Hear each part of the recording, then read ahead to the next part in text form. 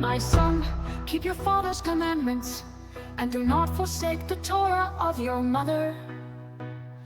Bind them to your heart forever, tie them around your neck. Have the demon gods that inspired sun worship and its day, have they disappeared? Have they gone away? Shabbat Shalom again. Last couple of Sabbaths we've gone over whether the Son of Man will find faith when he returns. He asked that question, will the Son of Man find faith when he returns? And just to recap that slightly, Yahweh brings a variety of circumstances into our lives. He does it to test us. He does it to grow our faith, to increase our faith. That's the entire purpose of it, because when we start out with pretty puny faith. We have faith in Yahweh to get saved, but that faith has got to grow. It's got to become a day-to-day growing faith. And that's why he brings those circumstances into our lives. Many times they are trying circumstances. Many times they are circumstances that make you grit your teeth to say, oh, why did this happen to me? Yet Yahweh always gives us a way of escape. Most of the time, it's the grace of Yahweh. You might say, I can't handle anymore. Well, he knows. He knows all about that, thankfully. Well, today we're going to explore this idea of whether the demon gods who inspired the worship of the sun and other heavenly objects have gone away and disappeared. It says in Revelation chapter 12, a great sign appeared in the sky, a woman clothed with the sun, with the moon under her feet, and on her head the crown of 12 stars. Now, this sign that the Apostle John is describing, what he saw, is very revealing, the description of it, if you look at it carefully. Now, I'm not going to get into the prophetic aspect of Revelation at all. That's not the purpose of this sermon. But I want to point out that we have been grafted into Israel.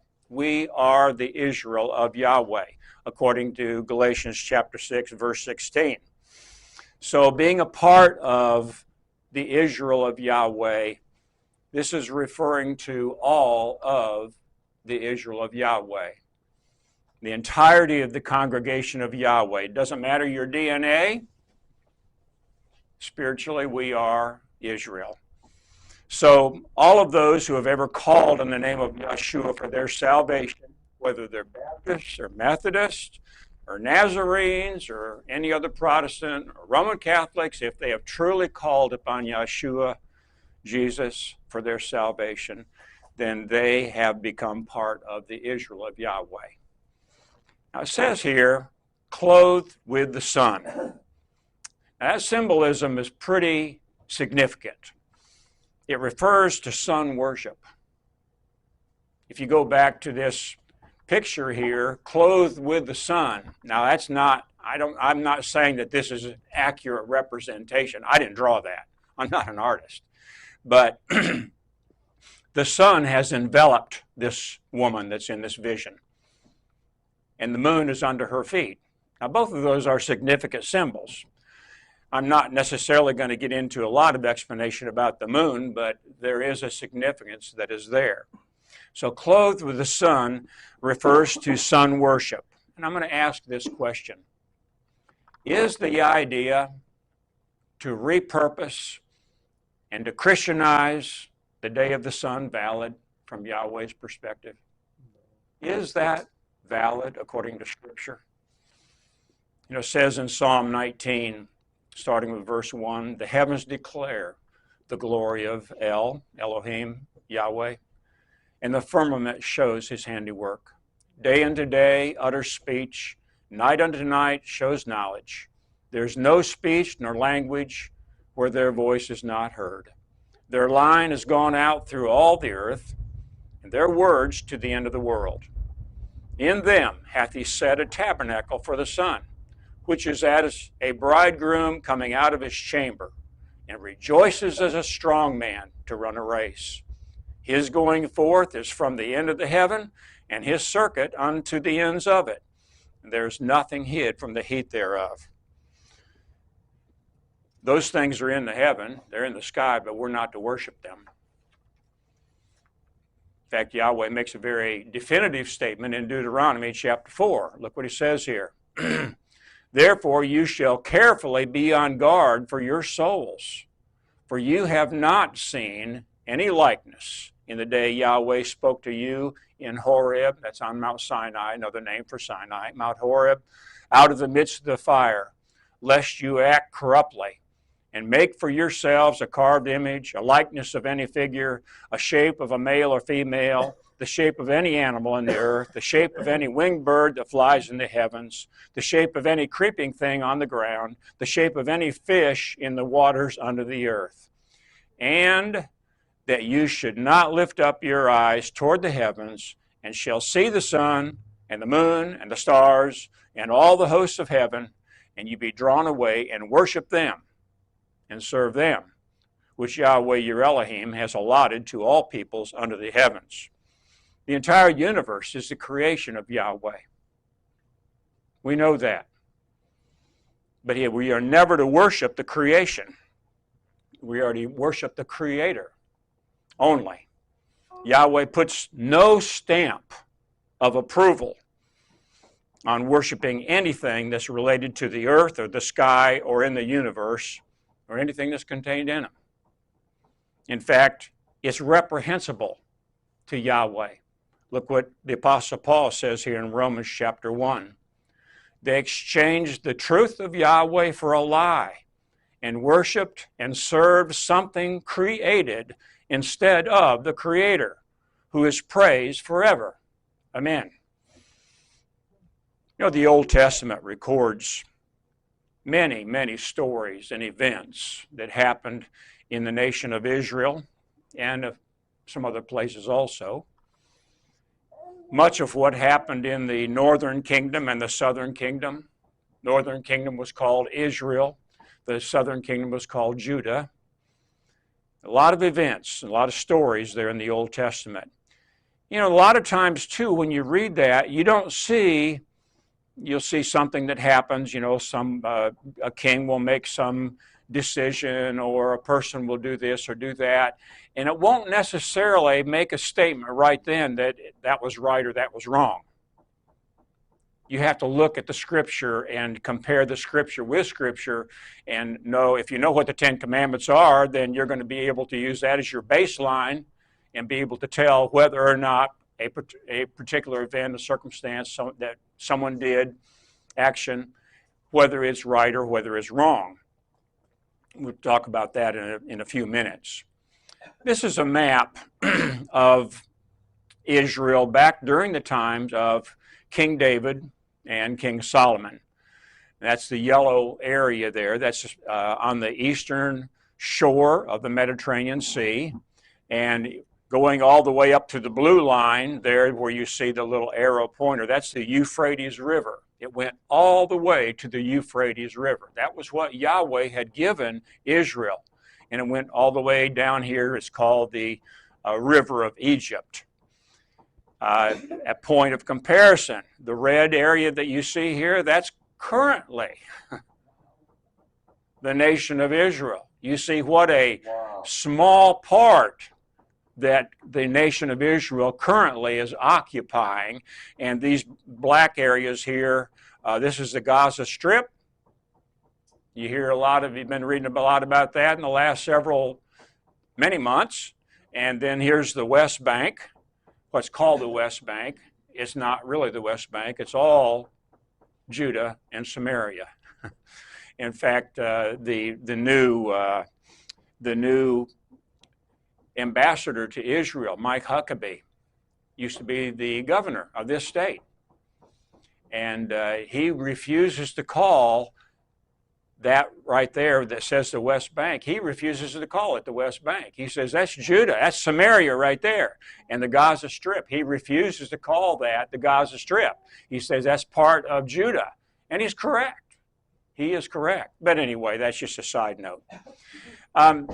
This is the a current picture of, not picture, well, it's a picture, of course, but it's a map of the northern kingdom of Israel here in the blue, and then the southern kingdom of Judah. And that's generally the boundaries of what it was during the time of when Yeshua was on the earth and before that, going backwards shortly after the reign of Solomon and when a division happened there. After King Solomon passed away, his son Rehoboam became the king, and he made a terrible decision to raise the taxes.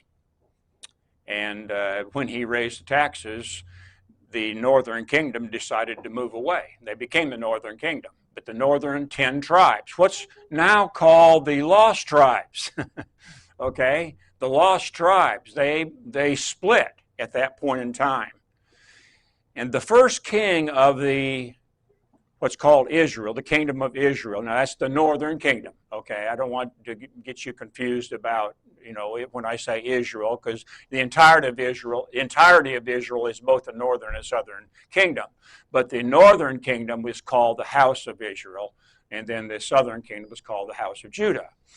But when the northern kingdom moved away from, or when they split off, their first king was named Jeroboam. I'm not trying to give you a history lesson here necessarily, just to give you a little background. Jeroboam was afraid that the people were going to end up, because of the religious system, they worshiped Yahweh, they obeyed the commandments, they obeyed the Sabbath day, they obeyed the holy days of Yahweh, they did all those things, and he was afraid that the people in the northern kingdom were going to gradually drift on down to the southern kingdom, and then he'd lose them. And so he made some changes religiously. He changed the holy days. He changed even the day of worship. He created an alternate method of worship. It says here in 1 Kings, whereupon the king took counsel and made 2 calves of gold and said unto the people, it's too much for you to go to Jerusalem. Behold thy gods, O Israel, which brought thee up out of the land of Egypt. Perhaps that phrase that he said there, that's in the highlighted area, perhaps that sounds familiar because that's what Aaron, Moses' brother, that's exactly the same words that Aaron said to the Israelites when he made the golden calf. Same exact words. Interesting, is it not? So, what is the significance of gold calves, or just calves? Well, this is a famous one. This is called the Wall Street Bull. That's a whole lot of bull. Baal was the ancient demon god who was associated with a bull. Baal, or Baal, depending on how you want to say it. In Egypt, Baal's name was Apis, A-P-I-S. But he's a bull. And he was deified as the, get this, solar god. He was a sun god. He's also linked to the demon moon goddess called Nana. That's an interesting name, isn't it? Moon goddess. He was, like I said, he was deified as a solar god. He was also the one that they thought would bring rain and bring things that would enable them to have a good harvest. So the choice of the 2 golden calves was mostly inspired by Moses' brother Aaron, as you can imagine. Somehow even error becomes attractive over time. Human nature tends to value things. If it's been in history, if it's been in tradition for a long time, even if it's error, human nature tends to value that.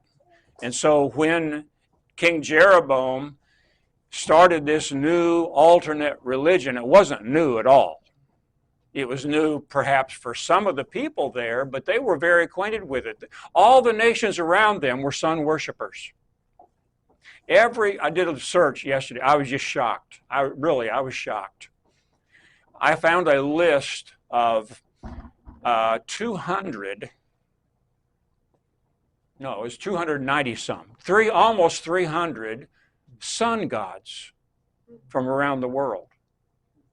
Every culture in the entire earth had worshipped, has worshipped, or they do worship a sun god. It has not gone away. And those are demon gods. I thought that was most interesting. The nations that surrounded Israel throughout their history were involved with worshiping the sun and the moon. They were demon deities. And that was a terrible influence and a terrible temptation to all of the Israelites. Baal worship proved to be the demise of the northern kingdom. Now, like I said, this is the northern kingdom. These two kingdoms were side by side. During the reigns of King David and King Solomon, they were united. They were not divided like you see in the picture. And the kingdom was a lot larger. The area that you see here in green, that's called Damascus, that was part of Israel. And the Ammon, where it says Ammon, that was part of Israel. Most of these areas right here were once part of Israel. And then they divided off. And they rebelled against Israel because of the apostasy that was going on. Baal worship was a temptation to the entire nation of Israel. When the Israelites left Egypt, they didn't leave the gods. They brought those gods with them. And it was a constant thorn in their side. They were not true to Yahweh 100%. Oh, there was a good remnant that always was. But they were not true to Yahweh 100%. You know, Yahweh tells us never to align ourselves with the works of darkness. We are never to be in agreement with any works of darkness.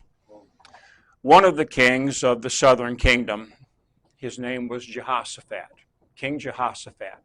Some of you have heard of him, I'm sure.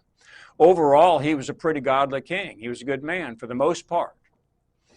But he had aligned himself with the king of, at that time, the king of the northern kingdom, Ahab. Now, you've all heard of Ahab and Jezebel. That was his wife.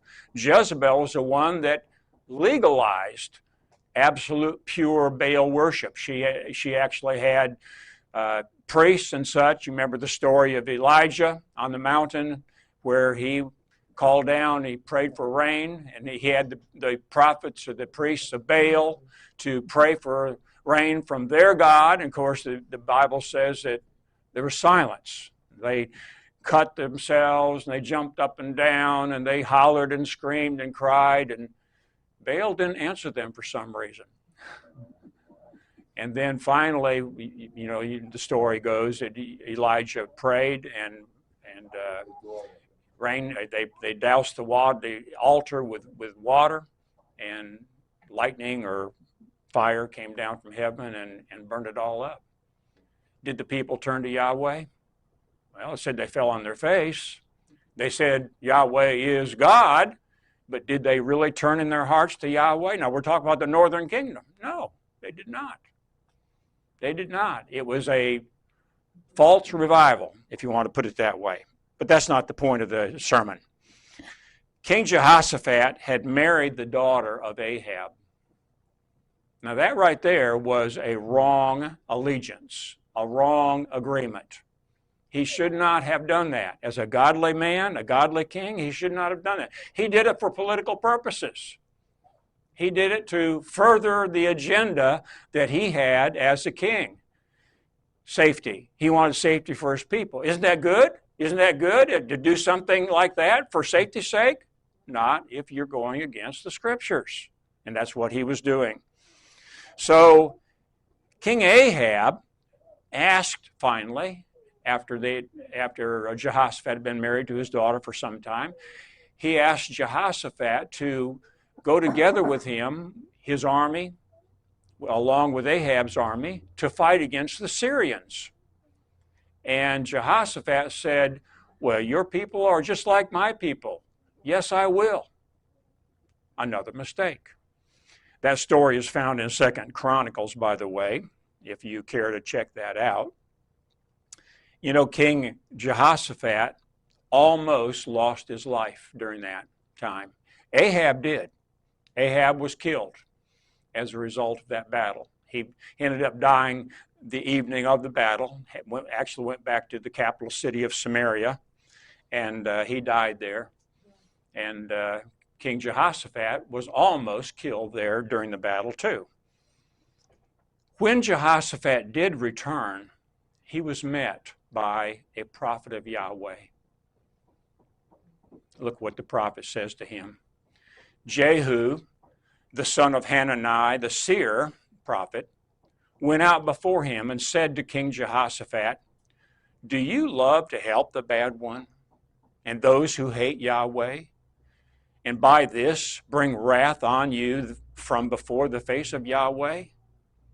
But good things have been found with you, for you have burned the Asherahs. What are those Asherahs?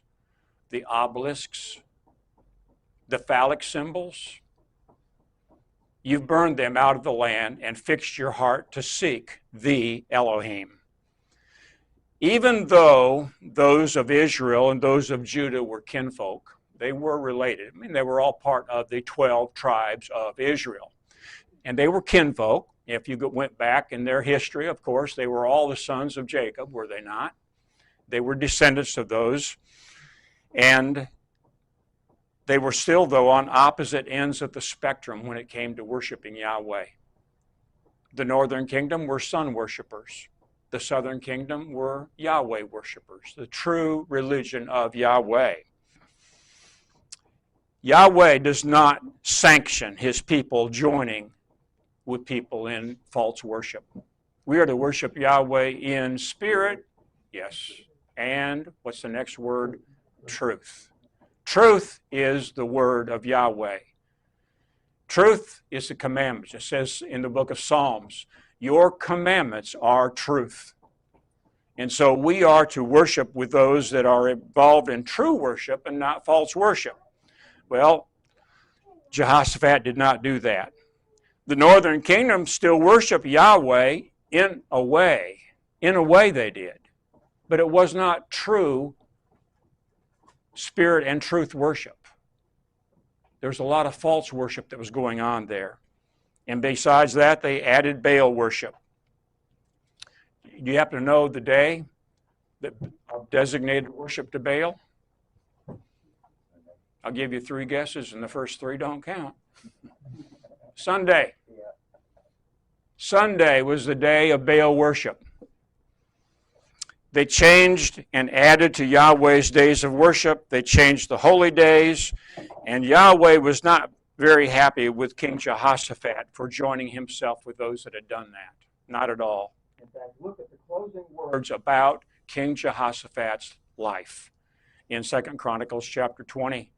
The rest of the acts of Jehoshaphat, the first and the last, behold, they are written in the words of Jehu, the son of Hanani, which were taken up in the book of the kings of Israel. And after that, Jehoshaphat, the king of Judah, joined himself with Ahaziah, now that's another name for Ahab, the king of Israel. He did wickedly to do so. King Jehoshaphat had compromised. He had compromised his testimony of Yahweh.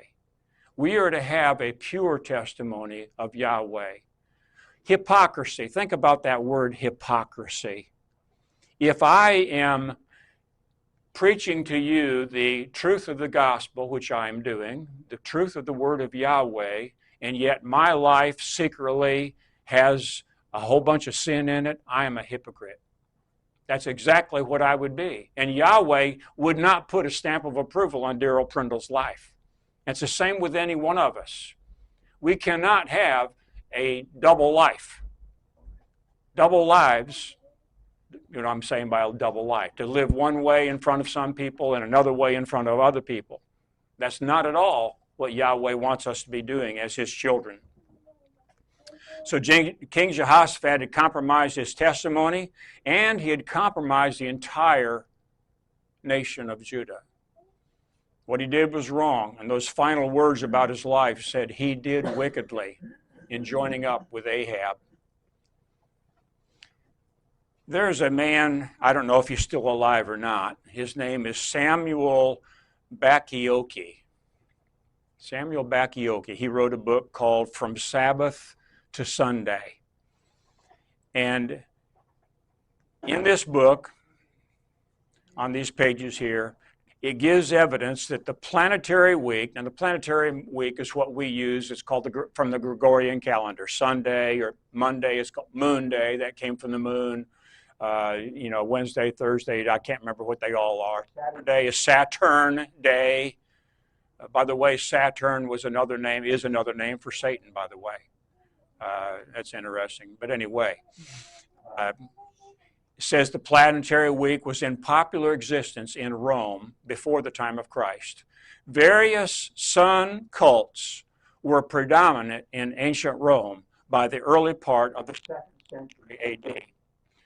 That these attracted the imagination and interest of Christian converts from paganism, we found evidenced by the development of the theme, Christ the Son. Not S-O-N, but Christ the Son, S-U-N. And by the adoption of eastward orientation for prayer. Remember the Easter sunrise services?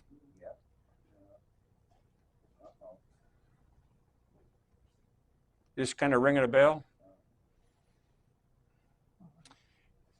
The status of the day of the sun, Sunday, over that of Saturn, as a result of the spread of the sun cults, possibly oriented Christians who desired to differentiate themselves from the Sabbath of the Jews toward such a date. Now I'm going to pause right there. I'll put my pointer there so that I'll remember where I am.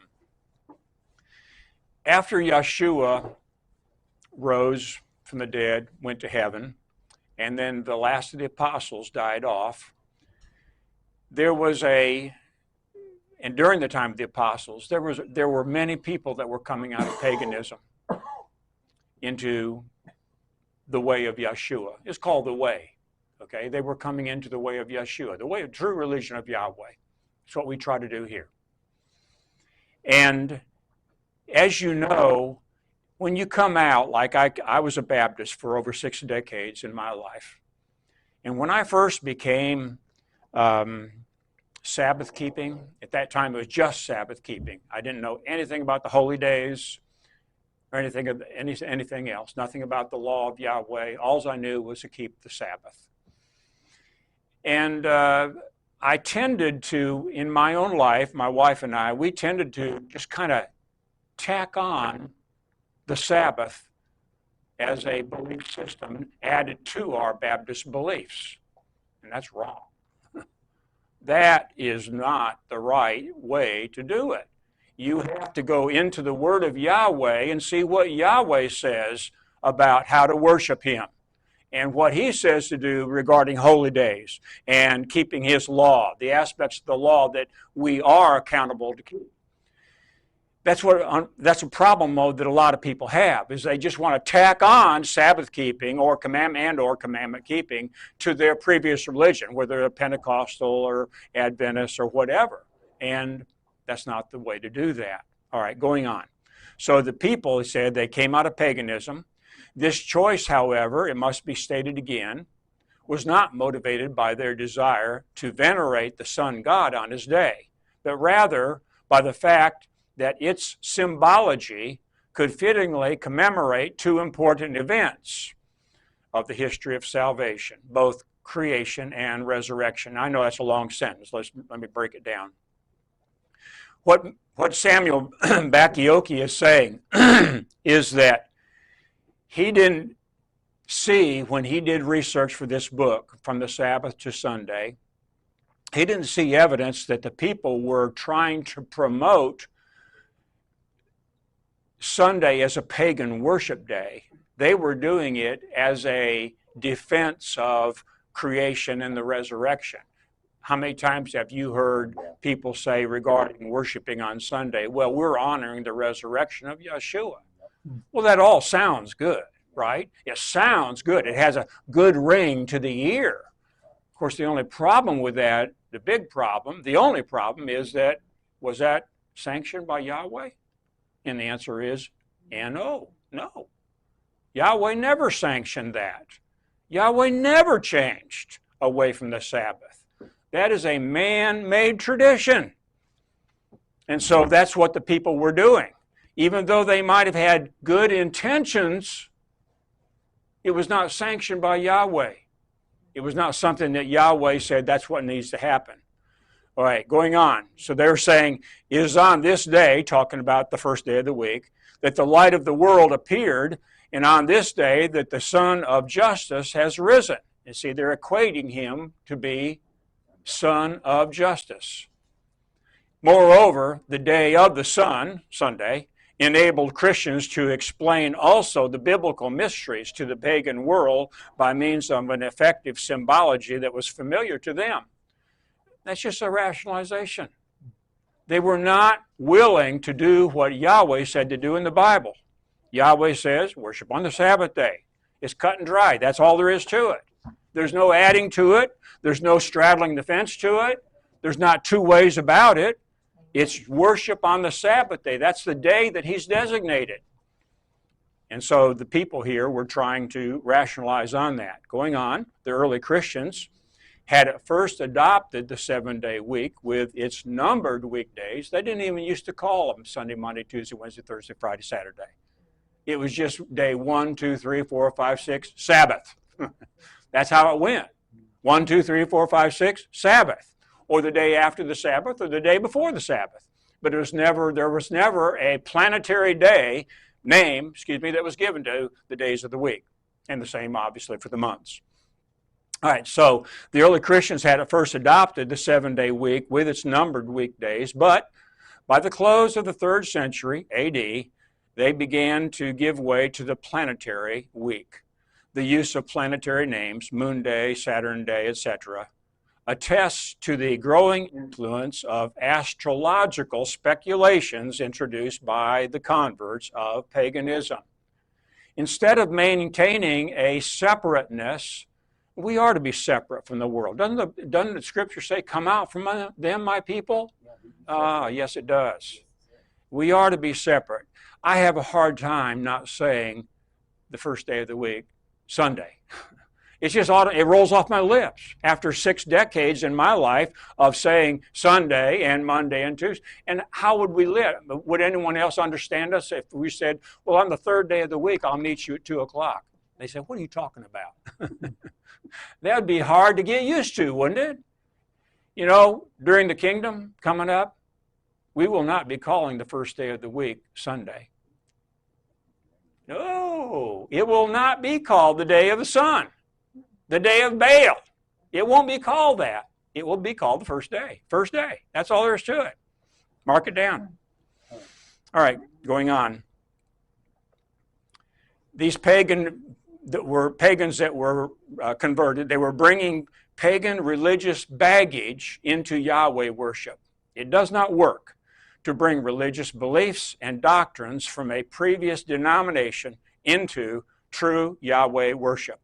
Commandment and law keeping is not to be, quote, tacked on to any denominational belief system. Emperor Constantine's famous edict in the year 321 definitely enrolled or started Sunday among the holidays of the Roman state religion. You realize that the day of the sun is a Roman holiday? The first day of the week, called the day of the sun, is officially and was officially a Roman holiday. The pagan empire of Rome. That's interesting too. The change from Saturn's day, Saturday, the Sabbath, to Sunday must have further commended the planetary week in Christian circles, where Yahweh's day, beginning the week, had long been, by the way, called pause right there. I'll never forget. I was listening to a man that used to be the pastor of First Baptist Church in Little Rock. He's long passed away now. But back when I was first a Baptist, and after my conversion, and I listened to him, and he was preaching on the book of Revelation. And it says there, when you read the first, somewhere in the, I can't tell you the verse number it is or anything of that nature, but it says, on the day of Yahweh, and of course in the King James it says the day of the Lord. And he said, and he was very emphatic, he said, that is Sunday. It's not Sunday. Yahweh's day has never been Sunday, and it never will be Sunday. It's the Sabbath day. But I was all taken in with that at that time because, after all, I was a Sunday observing Baptist. I was a very good Baptist. I was wrong, but I was a very good Baptist. Anyway, going on. So, beginning of the week had long been observed as the day on which Christ, the Son of Righteousness, supposedly rose from the dead. I said supposedly. Okay, why would it say supposedly rose from the dead on the first day of the week? It's because he rose on the last few minutes of the Sabbath day. He arose in the last few minutes of the Sabbath day. When does the Sabbath begin? Sundown. It begins at sundown. So when it says early in the Sabbath would be in the evening hours. He rose 3 days, exactly 3 days and 3 nights. Did he rise? Well, let me ask you this. Would Yeshua have risen 3 days and 3 nights and 1 minute past the time that he said? He's very exact. He created time, did he not? He created time and space. And so Yeshua, when he rose from the dead, after exactly 3 days and 3 nights in the grave, like he said he would, just like Jonah was in the belly of the whale, it was going to be 3 days and 3 nights from the time that he was put in the tomb. He was put in the tomb before sundown on a Wednesday night, I believe it would be. Wednesday night to Thursday night to Friday night to Sabbath night. That's 3 days and 3 nights. So he was put in the tomb on Wednesday night, 3 full days, 24-hour days. People have said, and I know I'm loading you with a lot of information on this, but hopefully you'll catch it. There's some people that say, well, that was just a figure of speech. No, it was not. When you see that phrase whether it's in the Greek or in the Hebrew language, 3 days and 3 nights, it does mean exactly that. 3 24-hour days. And that's what the time span that Yeshua was in the grave. Exactly 3 days and 3 nights. Not 3 days and 3 nights plus X amount of hours until midnight. The Roman day begins at midnight. We begin our days here in the United States at midnight, don't we? Or 12:01 or whatever time, 12 o'clock and 1 second, or whatever it is. But the Hebrew day begins at sundown. When the sun disappears over the horizon, that's when the day begins. All right, going on. That was a little rabbit trail there. So thus the pagan institution of Sunday observance was engrafted upon all Christianity. Where did Sunday observance come from? The Roman Catholics. That's where it started. That's where it started. In fact, there's a tract that was written by a Roman Catholic priest back in the 1800s, and he was pretty much preaching in this tract to all the Protestants that brag about how literally they believe the Bible. He said, if you really believe the Bible, you would be worshiping on the Sabbath day. He didn't deny that the Sabbath was valid. He said, the Pope has the right to change the day of worship. But if you Protestants, he said, if you Protestants really believe the Bible like you say you do, then you would be worshiping on the Sabbath like your Bible says. That doesn't go over too well with a lot of Protestants. They don't like to be told that they have been obeying what the Roman Catholics instituted almost 2,000 years ago. Interesting. So this edict commanded that on the venerable day of the sun, let all magistrates and people rest. That was what Constantine said. Going on, Constantine was a pagan sun worshiper. It's critical to know this now. He was a pagan sun worshiper who saw that the religion, Christianity, could be a unifying factor in his kingdom. I mean, he saw, what the apostles had been doing, and they'd been going out and preaching the gospel, and thousands upon thousands upon thousands of Roman citizens were turning to Yeshua in salvation. He was no dummy. He knew that he could unify the entire empire if he would make Christianity to be the state religion. Going on. He saw that religion could be a unifying factor in his kingdom. Constantine practiced sun worship till he was almost 40 years of age in the practice of the established religion, pagan sun worship. But the devotion of Constantine was directly toward the sun. The sun was universally celebrated as the invincible guide and protector of Constantine. And if you're interested in finding out where I got that, it's from Gibbon's Decline and Fall of the Roman Empire. Even after Constantine's supposed conversion, you know how he supposedly got converted? He said that he saw a vision, and he saw a cross in the sky. And so he, quote unquote, got saved because of that. He's not gotten no more saved than that curtain back there in that window. So even after his supposed conversion, he continued his devotion to the sun. His enforcement of Sunday worship under the guise of Christianity continued to brand followers of the state Catholic religion with the mark of pagan sun worship. If you wanted to be a part of the state religion in Rome during the reign of Constantine and shortly thereafter, you had to worship on the day of the sun. You got to worship Yahweh, got to worship Yeshua on the day of the sun. That was the edict that he said.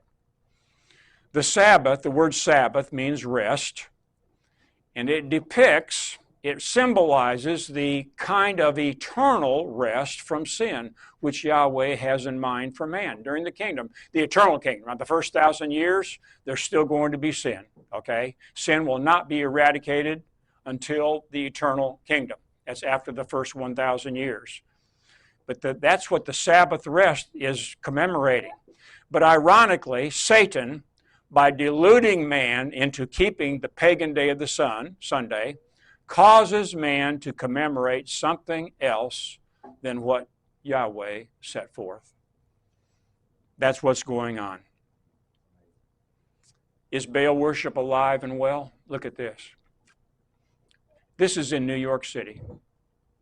In 2016, this altar, this is a replica of a Baal altar that came from Syria, Palmyra, I believe it is, if I pronounced it correctly, in Syria. And it was destroyed by ISIS. I don't have any respect for ISIS, but I do respect that they destroyed that altar. That was one of the few good things that they have done. Very few good things. But this is an altar that's to Baal in our New York City. Baal worship is alive and well. It's thriving. You know what? It says, I have read, and I cannot say how factual this is, what I'm going to say, but there's a former First Lady of the United States that worships Baal, and she even has her own private priest. Like I said, I don't know how accurate that is. I've read that. But just because you read something on the internet doesn't mean it's true, does it? I do know that Baal worship is going on today. It has not gone away. Baal is a demon, and the day that was dedicated to him is Sunday. It's always been that way. These are 23 ancient sun symbols from around the world that I found. Now, these are just symbols of that's used in the sun. There's a few of them that we may understand or know. The Eye of Horus, that comes from Egypt, of course. And then this one right there, the Ankh. Anak. That's a variation of a cross with a sun symbol at the top of it. But this came from I think Wikipedia, if I got that said correctly on the internet. Baal is translated. The word is translated as owner, master, ruler, Lord. He was called typically Lord, my Lord, the Lord. You know, when after I had been Sabbath keeping for a while, I was reading in the scriptures. You know, I used to be a King James only person. I no longer am a King James only person, but I ran across that word, the Lord, or the phrase, you know, two words, the Lord, referring to Yahweh. And I thought, why does it say the Lord? I mean, I've read that Baal was called the Lord.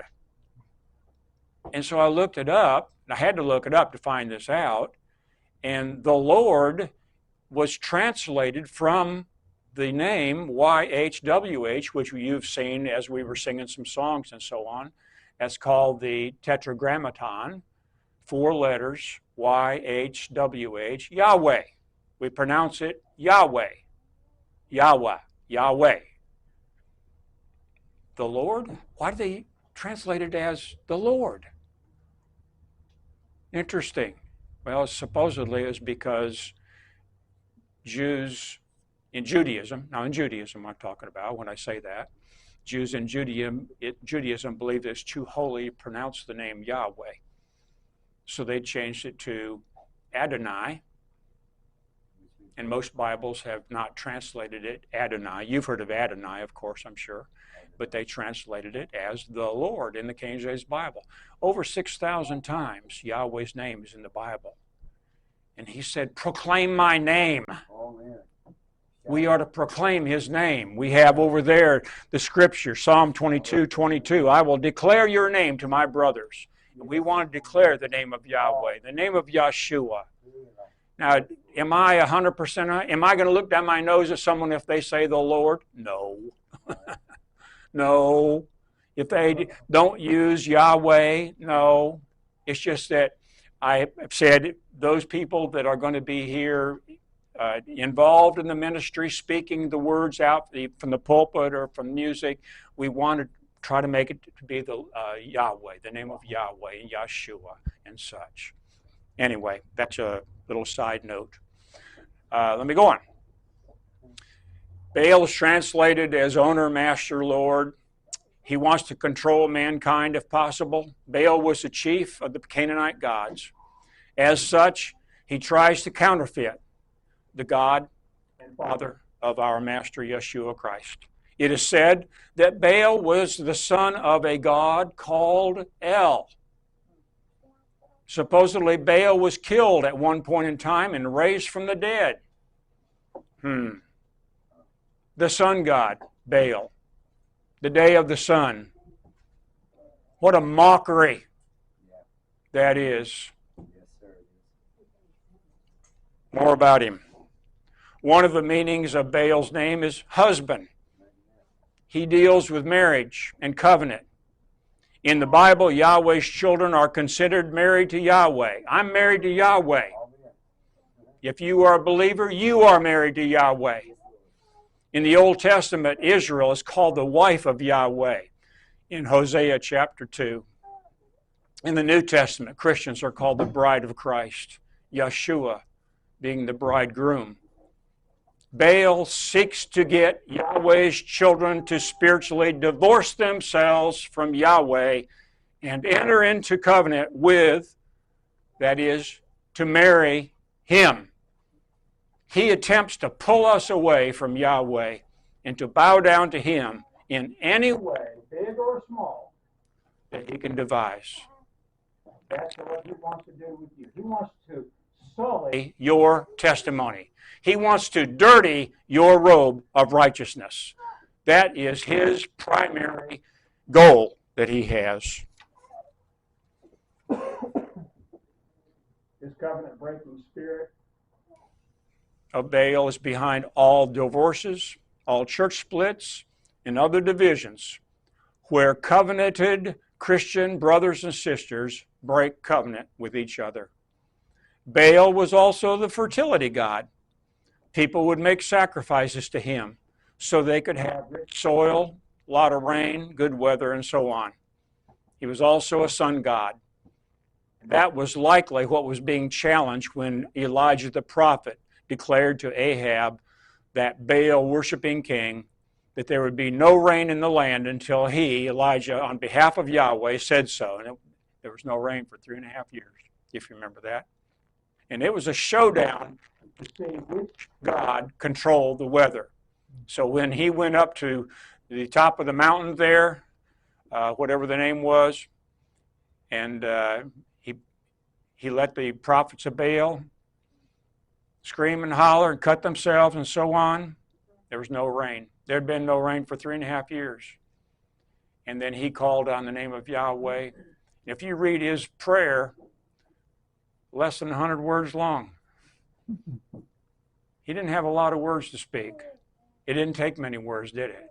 And Yahweh answered, and rain, it came also, by the way, but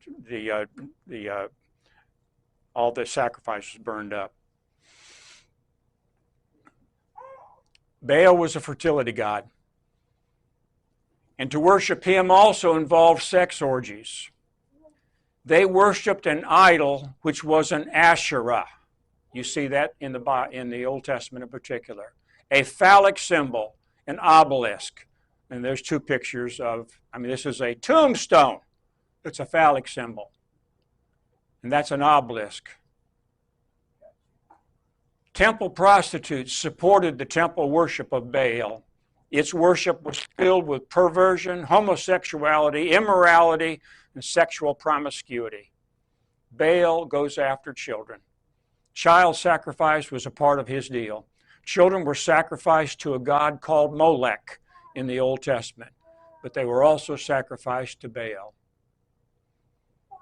In the Bible, godly men contended with Baal. Elijah called the fire of Elohim down upon a sacrifice in 1 Kings 18. He cried out to Israel, "How long will you halt between two opinions? Is Baal God, or is the Elohim of Abraham, Isaac, and Jacob the Elohim?" Obviously, we're not allowed to worship both. And in the process of calling on Baal, the prophets of Baal cut themselves as their custom. Could all the body cutting among people today be part of Baal worship? Kind of makes you wonder, doesn't it? I guess some people get an emotional high from seeing their own blood flow. Could the current death culture be part of Baal worship? These are all questions that we can ask, aren't they? Gideon, he tore down his father's altar to Baal before Yahweh could make them victorious over their enemies, the Midianites. And those of us that are suffocated Americans don't like to think that we've become Baal worshipers. But there's some evidence that kind of shows otherwise. Yahweh has zero tolerance for Baal worship or anything connected to it. Zero tolerance. Jeremiah 51:44, Yahweh said, "I will punish Baal." That was another name for Baal.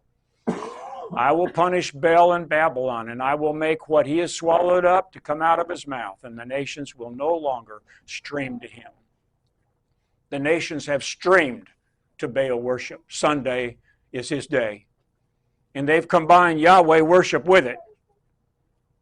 And it's a desecration to Yahweh. It's a slap in the face of Yahweh. And yet, I did it for 6 decades. I did it with a good heart. I thought that I was doing right. And some of you the same. I think you're seeing otherwise today, are you not? Deuteronomy 16:22 says, You shall not erect for yourselves a pillar, which Yahweh your Elohim hates. Pillars were erected for pagan religious purposes. In his book by Coster called The Final Restoration, and it's been reprinted, Come Out of Her, My People. I've read that book, I've got it. It cites historical evidence for relating these pillars, connecting these pillars to the Egyptian and Babylonian obelisks, which was connected to sun worship and phallic symbols. He states that these pillars were commonly erected at the entrances to pagan temples as fertility symbols in honor of the sun deity. Even an Egyptian obelisk of this sort sits in the very center of the Roman Catholic Church's St. Peter's Square in Rome. And it is traditional for obelisk-shaped steeples to be found on many Christian churches to this day.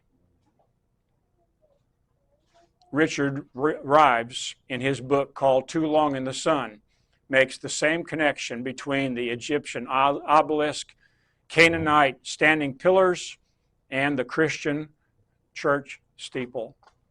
I know there are people that get really upset about that. I remember I posted something on the internet back probably 4 or 5 years ago regarding that very thing. And my goodness, you'd think that I'd set off an atomic bomb. I mean, there was one guy that he did some Christianized cussing of me, okay? If there is such a thing. He was really upset.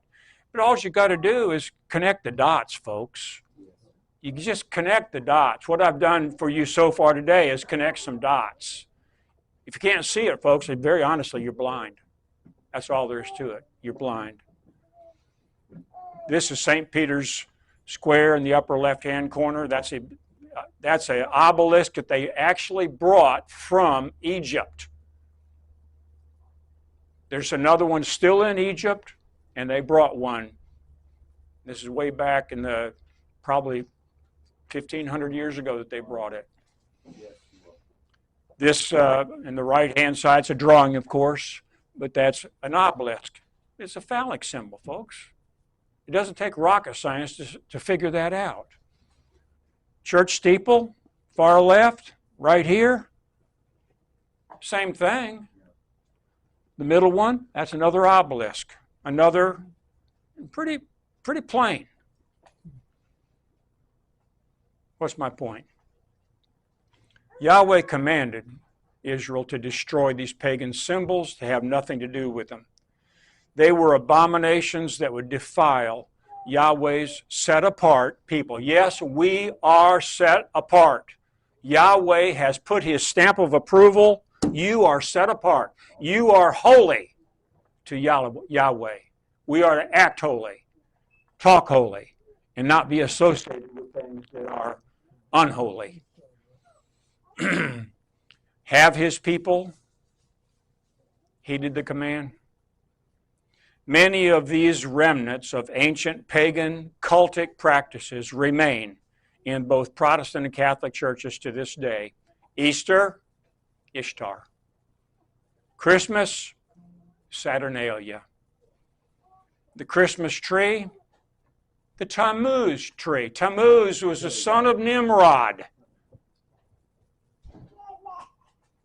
The Christmas wreath, a pagan fertility symbol. Lent, Easter eggs, rabbits, and the list goes on. Does Yahweh's command to his people of these end times, come out of her, talking about spiritual Babylon, come out of her, my people, does that take on a new meaning for you? I hope it does. If you can't see these connections, you're spiritually blind. The pillars that the Canaanites erected to worship their gods were actually phallic symbols, commemorating the incursion of the demon gods. This is Genesis chapter 6, when the angels of Yahweh came down to the daughters of men, and giants were the result. Nephilim. Okay? commemorating the excursion of the demon gods, sons of Elohim, when they had sex with the daughters of men to create the Nephilim in the pre and the post-flood world. It happened after the flood also. The Canaan, there's I can't remember the name of the mountain there. It's in Israel. But they found, back in the 1800s, they found a plaque, a stone plaque that had been engraved and talked about the post-flood aspect of angels coming down and having sex with human women. And anyway, it's described on that plaque. I've forgotten the name of the mountain. The Canaanites were not the only ancient people to have such a tradition of gods or angels mating with humans to create supernatural offspring. So that the native peoples of Madagascar, Polynesia, New Zealand, along with the Hopi, Acoma, and Apache Indians, Native Americans of North America, along with the Celtic, Japanese, East Indians, Australians, and Scandinavians. Wow. Trees. Trees were used. They were employed as facilitators. Remember groves that you saw reading when you read in the Old Testament? The groves? The trees were employed, the groves, as a meeting or joining place of the gods of heaven with Mother Earth, while their branches reach out to Father Sky of the gods of heaven. Trees form a bridge between heaven and earth and are a symbol of regrowth or reincarnation, which many cultures believe in. Because trees can live for hundreds and hundreds of years, their extraordinary lifespan represents the immortality of the gods and the immortal spirit given to the original Nephilim.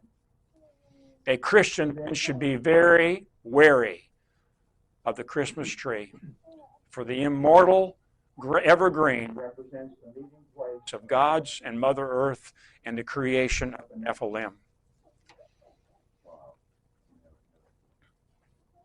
The act of the fallen angelic sons of Elohim mating with the daughters of men in Genesis 6 and the results from that literally turned the pre-flood world upside down, resulting in Yahweh's most severe judgments against those evildoers and those who followed them. The phallic symbol to this day is the object that represents this act of rebellion and represents the unlawful sexual union between heaven and earth that created demons. And both Peter and Jude refer to this in their epistles. So I ask again, is the idea to repurpose and Christianize the Day of the Sun valid from Yahweh's perspective? What should we do when we're tempted to compromise Yahweh in our witness of loyalty to Him?